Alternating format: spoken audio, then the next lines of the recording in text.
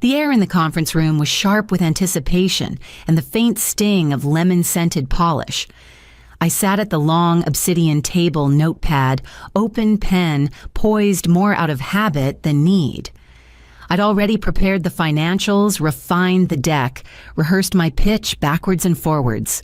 My team, our team, knew I was the one who held this place together. The numbers said it. The clients said it. The hours I worked screamed it. I glanced across the room at Evan Rhodes, who was scrolling on his phone, feet half tucked under his chair, like a bored intern. I caught a glimpse of his screen sports scores. Dorian Kessler entered like always smoothed hair, pinstripe suit cufflinks, so polished they nearly blinded me under the LED lights. His presence quieted the room. For once, even Evan put his phone down. Team.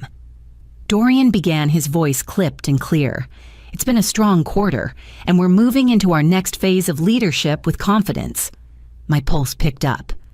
I sat a little straighter. This was it. As of today, he continued, our new team lead for strategic initiatives will be Evan Rhodes. Silence dropped like a stone. I didn't move. I couldn't. Evan blinked, then grinned, clearly surprised himself. Oh, wow. Thanks, Dorian, he said with that lazy charm of his, like he'd just been handed a gift bag. I opened my mouth, but Dorian raised a hand, already pivoting. You're brilliant, Noelia, he said, glancing my way with a diplomatic smile. But this team needs a certain presence. Someone clients feel commands the room. Your support. The word hit harder than I expected. Support. Not leadership, not vision, not direction. Just the pillar no one thanks until it crumbles. Around me, people shifted uncomfortably. One coughed. Someone flipped their notebook closed. I saw the slide deck I'd built, sleek, clean, airtight, sitting unread on the table, like a blueprint for a house no one would enter. I nodded too slowly.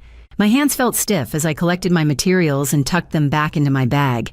Evan slapped me on the back as we filed out. Don't worry, I'll still need you to keep my stuff straight, he joked, as if this were some friendly game we were both in on. I didn't answer. I just smiled once, flat and quiet, and walked out. I didn't confront Dorian. I didn't ask for clarity or fairness or rationale. That would have given them the satisfaction of believing I was still waiting for permission. Instead, I did what I'd always done, solved the mess. Within days of taking over, Evan missed the weekly operations call with the Denmark client. I stepped in without a word, smoothed it over, and sent him a follow-up summary he never replied to. A week later, he sent out a flawed proposal with duplicate data and forgot to include pricing models for Q2. I fixed it overnight, flagged the error discreetly, and watched him present it the next morning as if nothing had happened. It was astonishing how little he understood the language of strategy, but he was fluent in something else, optics. He knew how to lean back in a chair just enough to seem confident, how to pause dramatically in meetings, how to say, "That's a great question," even when the question shattered his entire logic. Dorian ate it up. I watched. I documented. I started logging patterns, not to weaponize, but to preserve. One evening after everyone had left, I sat in the conference room alone with my laptop. I opened a new folder, named it Portfolio 0.1. Inside, I began building what I'd spent the last 7 years crafting for others. Client journey matrices, product rollout frameworks, internal diagnostics with heat mapping logic no one else had dared formalize, case study drafts with anonymized detail. It was the architecture behind every win I'd silently powered. I stripped names, rewrote intros, replaced slides, but the spine was mine. My approach, my logic, my voice. No title, no audience, just pure clarity. Each night I added more, one tool, one story, one breakthrough at a time. The files multiplied like roots beneath pavement. They don't hear me, I thought, but they'll feel my thinking. I pressed save and closed the lid. And when Evan stumbled again in front of the Cordova investors 2 weeks later, forgetting half the acquisition outline, it took me less than 20 minutes to repair the entire briefing and less than 2 to realize I was done building things for people who'd never know where the foundation came from. The Mendoza pitch was a disaster before it even began. Evan decided to go off script, which in his world meant rambling for 10 minutes about synergy and momentum and other vague, caffeinated nonsense. He didn't address the client's acquisition risks, skipped their historical pain points, and forgot the competitive analysis slide entirely. I watched from the side of the room, pulse flat. It wasn't the kind of failure that would explode immediately. It was slower, more corrosive. A quiet erosion of trust. By the time the meeting ended, the client's smiles were thin, and their follow-up questions were clipped. Evan looked puzzled, like the applause had come too soft. Dorian shrugged it off, but I knew the clock had started ticking. That night I stayed at the office long after the cleaning staff had finished. I rebuilt the deck, clarified the strategy threads, added market intelligence, and refocused the implementation roadmap. I drafted a revised summary proposal and sent it under Evan's name again. The client signed the next morning. Dorian congratulated him. In the break room, clapped his shoulder and said something about executive instinct. I passed them both without stopping coffee in hand, a thin folder pressed under my arm. Back at my desk, I pulled up my browser and opened the shell site I'd registered months ago but hadn't touched. Strategy is structure. Come, I typed the headline without thinking. How vague leadership fails. High stakes pitches a case. Deconstructed. I broke down the Mendoza deck, anonymized, scrubbed, made clean. I laid out what went wrong and how it could have cost millions. Then I mapped the recovery point by point, how realignment of the story, arc value, anchors, and client risk mitigation saved it. I didn't mention Evan. I didn't need to. By midnight, I hit publish. It didn't explode, but it didn't sit silent either. Over the next few days, I noticed traffic, shares, comments from other consultants, small firm strategists, MBA students tagging each other. One comment stuck with me. I've been trying to say this for years. Whoever wrote this finally did. That night I posted again, and this time I didn't wait for someone to mess up before writing what I already knew. The night the blog post passed 2,000 hits, I lay on my couch, with my laptop open, staring at the analytics, like they belonged to someone else. It was working quietly, steadily, but I felt something I didn't expect: guilt. Like I was sneaking out of a room I was supposed to endure instead of escape. That guilt had a name: Inez Calderon. She'd been my professor during grad school, tall, sharp-eyed, soft-spoken in a way that made people lean in. I remember once she stayed after class when she noticed I was hesitant about a case critique. "You hesitate when you speak," she told me, "but not when you write."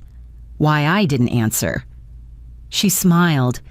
"Don't wait for the world to give you space, Noelia. Cut it. Then speak into it." She taught me how to structure arguments that didn't shout, but left no exit. How to use precision as pressure. She was the one who showed me that strategy wasn't just logic, it was choreography. She didn't make tenure. Too quiet, they said. Not enough board visibility. One publication short. A junior hire with flashier credentials took her place. She died 3 months later from ovarian cancer. Only a few of us attended the funeral. Her voice sharp as it was faded behind institutional doors. I closed my laptop and sat in the dark, thinking about how easy it was to disappear even after building brilliance, brick by brick. Inez had played by the rules until they buried her under them. The next day, after everyone left the office, I stayed back and opened the voice recorder on my phone. I stared at the red dot for a full minute before hitting record. "My name is Noelia Armand," I said. I just watched a client shake hands with the wrong person again, and I said nothing. But I know exactly how we saved that pitch. I know who built it. Every night after that, I recorded something. Not for posting, not for proof. Just to hear myself claim the space. Somewhere between the 4th and 5th entry, I started walking home a little slower, holding my head a little higher. It happened on a Tuesday in the most ordinary way possible. Someone forwarded me a link during lunch. An industry webinar titled Strategic Misfires and Silent Turnarounds. At the 38-minute mark, a panelist brought up a blog post. Mine. There's this breakdown floating around, she said, her tone curious. On pitch recovery logic. It's anonymous, but razor sharp. Whoever wrote it, they've been in the room. I watched the clip twice, then again. No name, no attribution, but my framework, my recovery sequence. The entire Mendoza structure mirrored back through someone else's praise. It should have thrilled me. Instead, it made my ribs tighten. At the end of the day, I was gathering my things when Evan swaggered past my desk phone in hand. Hey, he said. You see that webinar Wild Right? That pitch rescue sounded a lot like our Cordova week. Must be some fan out there taking notes. He grinned like someone who'd just been compared to a celebrity. I stared at him. Behind him, Dorian appeared, loosening his tie. I saw that too. Maybe we're setting trends, he said casually. Keep doing what you're doing, Evan. They moved on, just like that. I sat there jaw tight, letting the anger settle into something colder. I didn't say a word. I opened my laptop and worked another hour, not on company work, on mine.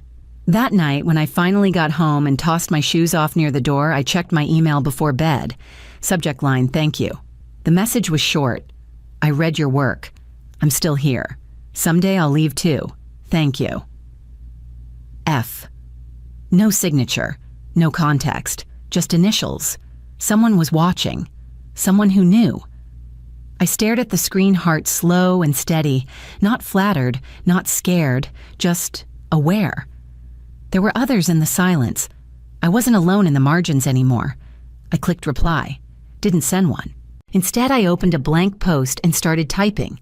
Another framework, another scenario they'd never give me credit for. But they'd feel it all the same. The email sat in my inbox for 2 days before I opened it properly. Subject Keynote Invitation. Women in Strategy Forum 2025. They wanted me, not the blog. Real name, real face. Full credentials. 30 minutes to speak on clarity in executive communication. At first, I thought it was a mistake. Then I saw the signature, a managing partner from a boutique firm in Seattle who had reposted one of my frameworks weeks earlier. She knew, or at least she suspected. I paced my apartment that night, the city buzzing quietly through the windows. If I did this, the line between anonymous authority and corporate employee would disappear. If Dorian saw it, and he'd know. I had always been careful. But careful wasn't working anymore. I clicked accept. The keynote was held in a sunlit conference center with rows of white chairs and a floral stage design that made everything look softer than it was. I wore a navy blazer and flats that didn't hurt. When I stepped up to the podium, I looked into the crowd and saw something I didn't expect, people leaning forward. I didn't tell them about Evan or Dorian or being called support. I told them about misalignment, about how strategy dies when it's shaped by fear. I spoke without slides, just notes, my voice. And they listened. The clip made its rounds online before I even got back to Austin. Someone posted a side-by-side screenshot, my face, my voice, and the blog name linked in the caption. The mask was gone. 2 days later, Dorian called me into his office. He closed the door, straightened his cuffs. That was quite a talk, he said. I waited. You're getting louder than your role allows, he added softer. People are asking if you're planning to leave. I didn't answer. I only smiled, thanked him for his time, and walked out. Back at my desk, my phone buzzed with a new email. The subject line was even shorter than the last offer. The subject line was clear, direct offer. Byron Strat Partners. Inside, a 2-paragraph email. They didn't dance around it. They'd followed my blog. They'd seen the keynote. They were impressed. We believe you're shaping the way strategy is being communicated, it read. We'd like to give you the tools to do it at scale. Attached was a formal offer, Director of Strategic Transformation, full autonomy, a team of 6, double my current salary. I closed the laptop and stared at my reflection in the dark window. It was everything I'd worked toward. Authority, freedom, acknowledgement without translation. No more tiptoeing around titles, no more correcting slides behind someone else's curtain. Just space, cut clean. And yet, I hesitated. Byron Strat wasn't the enemy, but they weren't the battlefield I'd spent years quietly reshaping. Walking away from Dorian and Evan felt less like escape and more like an unfinished page. There was something about leaving without a final proof that bothered me, like pulling the needle before the last thread was secure. Still, the emails kept coming. Some were short. You made me believe I can do this too. Others felt heavier. If you leave, others will see it can be done. That one stayed with me. I read it twice. Then again. It wasn't about staying or going. It was about choosing what kind of story I wanted to leave behind. The next morning, I arrived early and sat in the lobby watching Dorian walk past in a tailored coat, coffee in hand, nodding to someone from legal like nothing had shifted, like nothing ever would. But everything had. I'd made sure of it. I pulled out my phone and typed a reply to Byron Strat. I didn't accept. Not yet. But I didn't decline either. Instead, I asked for a meeting. In person. Week's end. I wanted them to see exactly who they were talking to. That afternoon, our biggest client called the office and made a request no one saw coming. The invitation came in the form of a sudden calendar update strategic vision showcase, 11:00 a.m. Main ballroom. No contacts, just my name on the presenter list. I walked straight to Dorian's office. They're asking for you, he said, eyes on his monitor. Catalyst Group. Their executive team specifically requested you present the new initiative. I didn't ask why. I already knew. The Catalyst account had been the most complex of the year acquisition merger, legacy conflict, regulatory risk. Evan had touched it briefly before I took it over completely, and they'd felt the difference. I'll need the full deck, I said. You wrote it, he said, glancing up. You probably already have it memorized. He was right. I had. By the time I stepped onto the ballroom stage, the room was full. The floor was sleek with polished branding. Evan sat 3 rows back, expression flat. Dorian hovered near the side wall, arms crossed, watching. I started slow, methodical, mapping the pain points, then guiding them into the rebuild. I moved through the charts, but I kept the tone human. Clients weren't just numbers. They were consequences, and we had a responsibility to be precise. The last slide loaded behind me. I paused. Let the silence settle. I've been fortunate to work with a team willing to evolve, I said. But clarity didn't come from title or tradition. It came from structure. And the truth is, much of this framework came from a voice that didn't have a name for a while. I clicked to reveal the final title, strategyisstructure.com underneath it, authored by Noelia Armand. The room shifted. A few murmurs, one audible exhale. Dorian's head tilted. Evan's jaw moved like he wanted to swallow something but couldn't. I didn't smile. I didn't bow. I closed the laptop, nodded once to the client leads, and walked off the stage as the applause broke. Not thunderous, but sharp, clean, real. Later that afternoon, Dorian asked to see me privately. Dorian didn't look at me right away when I stepped into his office. He stood near the window, hands clasped behind his back, the skyline bending faintly in the reflection. He turned slowly like someone bracing for a mirror. I was wrong, he said quietly. I always knew you were brilliant. I just thought, he let it hang, I let it sit. That a woman like me couldn't command respect unless I was behind a curtain I finished. He blinked. I thought you'd get crushed. That if I gave you the spotlight, they'd tear you apart. No, I said. You thought they wouldn't listen. And instead of changing that, you handed them someone easier to hear. He nodded but didn't defend himself. Then he said it. I want you to take Evan's position. He said it plainly, like an offering, as if the thing I'd been denied once repackaged might still mean the same. I sat down across from him, calm. That seat was built to silence people like me, I said. It was shaped by assumptions held up by convenience and protected by loyalty that had nothing to do with performance. I paused, not to be dramatic, but to breathe. I don't want it, I added. I'm redesigning the table. He looked down, then back up. You'll build it somewhere else I already have. I stood. To his credit, he didn't argue. He only nodded slowly. If you ever want to return on your terms, I'll clear the space. But space was never the problem. Ownership was. I walked to the door. His voice followed, quiet but firm. You were the structure all along. I just didn't recognize the architecture. I didn't turn around. I only said, that's the difference. I build for visibility now. And then I left, walking through a hallway of glass that never quite reflected me until I stopped waiting for it to. The following morning, I arrived early to Armand & Co., with keys in my hand and Farah's resume waiting in my inbox. 1 year later, the glass on my office door reads, Armand & Co. Maristan, Strategic Clarity Redefined. We're not the biggest firm, not yet, but we don't need to be.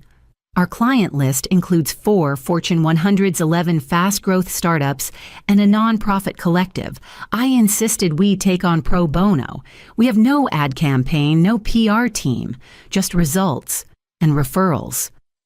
Every Monday morning, I start our team meetings the same way. You're not here to echo, I say. You're here to design. The table in the conference room is round. Everyone sits at it, analysts, associates, directors. We don't reward volume. We reward precision, thoughtfulness, the long game. I've hired carefully, not just for pedigree, but for grit. People who've been underestimated tend to think further ahead. They build stronger frameworks because they know they won't get a second chance to explain them. One afternoon, between a call with Tokyo and a whiteboard session for a client in biotech, I check my inbox. There's a new message subject line. Simple application, F. I open it slowly, already knowing who it is. It starts, Hi Noelia. We've never met officially, but I sent you a note last year, just one line late at night. It's taken me a while to believe I could follow it. But I'm ready now. Farah Winton attached is a portfolio of client briefs, competitive audits, and redesigns that glow with clear thinking. She doesn't oversell herself. She doesn't have to. I see the shape of someone who spent years building in silence. I reply with a calendar link for the interview. No extra questions. Later that evening, I pour tea and glance again at her email. The courage it took, the timing, the shift. And I realize something. The loudest rooms aren't the ones with the highest ceilings. They're the ones where every voice holds weight. I smile and type 2 words, welcome aboard. Then I whisper the words I say before every project kickoff, even when I'm alone in the room. Welcome to the loud table.